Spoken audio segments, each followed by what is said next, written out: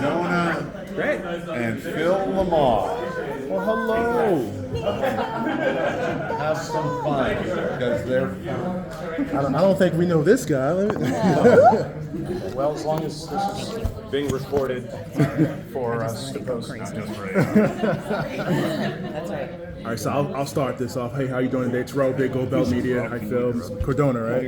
Cordona. Let me get that right. That's all right. We've been talking about the passion behind the fans, everybody with the books. Obviously, coming in as a voice actor, always scary to get in on something where it has a lot of history behind it. Were you guys thinking about that at all coming into your roles? That's not scary. That's impressive. You know, I mean, I suppose for some, well, no. I mean, on the Justice League cartoon, I would always joke with Kevin Conroy, Susan Eisenberg, and George Newbern. It's like, oh, you guys are playing the big three. Yeah. You know, even people who have never picked up a comic book have an opinion about how that character should sound. Yeah. But being part of a great fantasy world is completely different. That's like you get to go into the world and be part of the world. That's not scary. That's fun. Yeah, agree. Just to the idea of whatever it is that happens, whatever it is that's created, is what it is. There's no trying to match or it's just establishing it. It's like, wow, what a gift that is. When you first sort of get to sides and create your roles, you look at pictures or you automatically see something in your head, you hear something in your head, the voice. I didn't get any pictures. No, not this time. You never know. Sometimes there are images attached with it, and sometimes there aren't. And this one was fully left to the imagination, which actually I think is great because it's from a book, and when you're reading, you are creating the images anyway. So it's very true to the original medium. For anybody who's not familiar with Cradle and that universe, how would you describe it to someone who's not familiar with it? I like to say that it's a lot of different elements of a lot of things that you love. Like for me, it feels very. It reminds me of Narnia in some ways, but it also reminds me of stylized.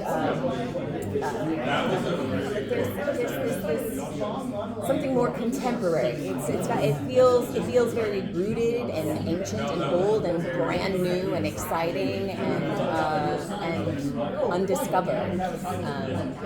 I read a lot to my son. We've gone through so many different series, Cradle series, Narnia series. I can't remember the other ones. Just tons of different series, and so I started reading Cradle to him at bedtime, and it's not like anything that we've read before. It's just immediately gripped. It's like, oh, that's cool.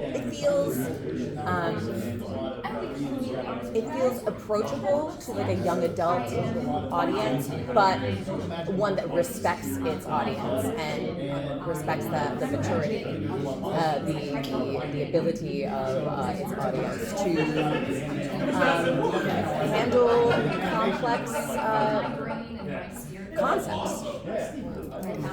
I feel like I was trying to do my research and everything, and I feel like I missed, who are the characters that you guys, can you talk about that you guys are playing?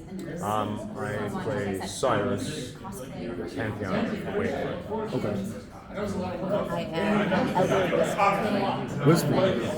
And like I said, just jumping into that, like I said earlier, like you said, the fandom behind that, like he was saying, bringing those voices, finding traits of those characters to bring in. Did you feel like you had a difficult time, really finding the voices for those characters?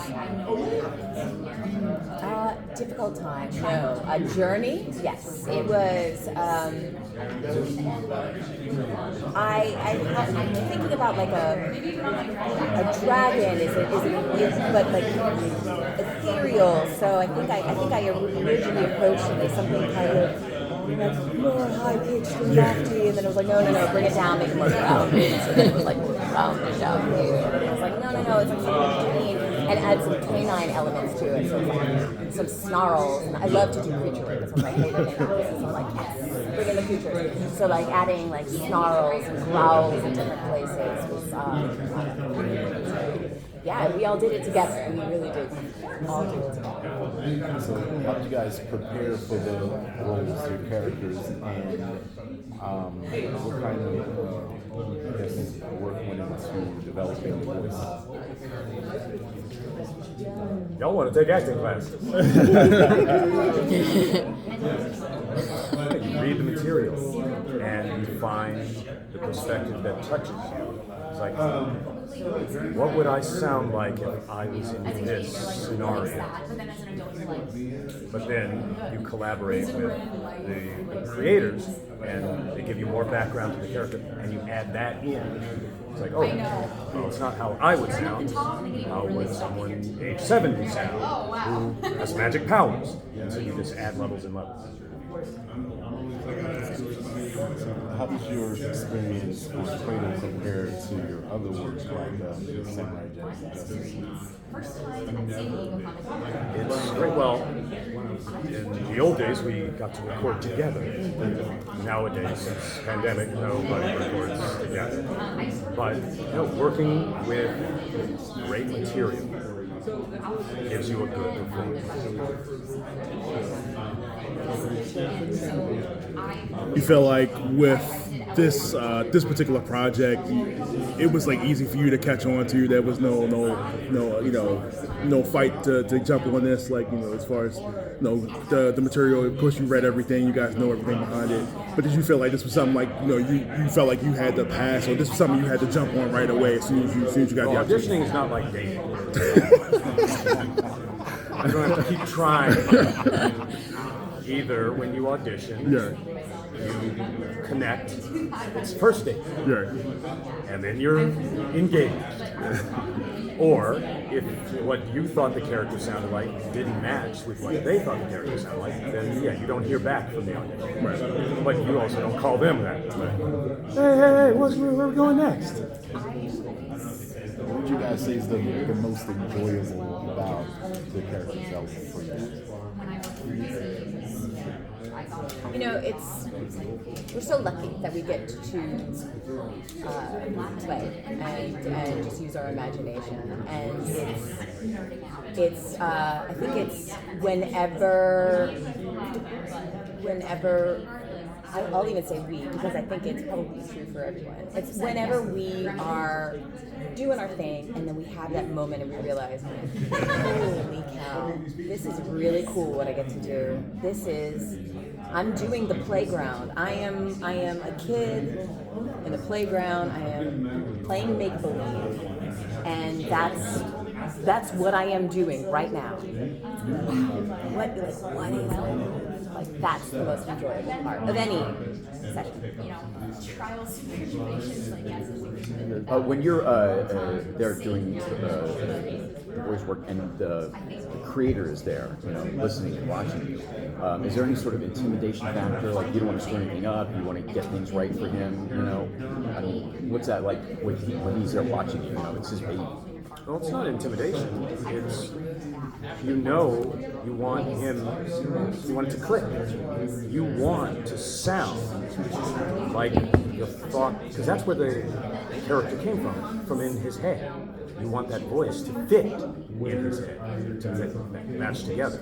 And so it's not about intimidation as much as it is like working together. Because usually what will happen is they'll hear something and go, perfect, or, oh, good, wait. And maybe know about some part of the character's story down the line. It's like, ooh, wait. that thing that wouldn't happen later, you got to know about that, and they give you some background that you can add into your take of the character. So it's collaboration, not intimidation. And they want you to, they're on your, they're on your side. Like they want, so, and they've already given you the other half of the amulet. So it's just a matter of like doing it together. And the nights are just so fun. They're so lovely too. So it's like easy peasy. Yeah, the record is the third day. You just don't want a divorce, you know. Goodness. Looking forward to fans seeing the show. What can fans expect in terms of the story and development from this first season? What can they get excited? What do you need to get excited about? Well, I think for most of the fans who have been reading the books, they're now going to see what has just been in their hand out in front of them. It's like, but then there'll be a couple of things like, oh wait, I never knew what that looked like, or who that looked like. Oh my God! And so it takes them deeper into the Cradle world. So one of the I gotta say, man, like obviously with the credentials we all know you have, like how humble you consistently are about one role to the next. Like we're talking right now, and you're like, it's never a guarantee that you're gonna get something, and you never, like I said, you constantly bring your A game, and you always like are willing to adapt. Like not to say like you have like a diva personality or anything like that, but like you're willing to work with whoever you work with. And even with this project, like with it being a Kickstarter, still kind of being in its infant stage, this is a constant, ever-changing thing. Do you feel like with project that you have that's already established, having a voice director, this is going to be a lot harder with it being in the Kickstarter stage versus like already, having like a voice director and like already an established, series? No, it's not about hardness. I mean, level of success, you don't know. But you know when you've got good material. I mean, when I did the first episode of Samurai Jack, we didn't have a series of books that tons of people had already read, But in show business, you know that there is not always a direct correlation between quality and success. Sometimes you work on something great, and a studio just decides, we're going to throw that away. Yeah. These days. So, some message to the fans to get them excited to see the show. What would you say to them? Goodness, you said a message to fans to get them excited. I mean, I think they already are. But I guess it would be like, you're right to be excited, and we can't wait to show you what's been in your mind. That's great.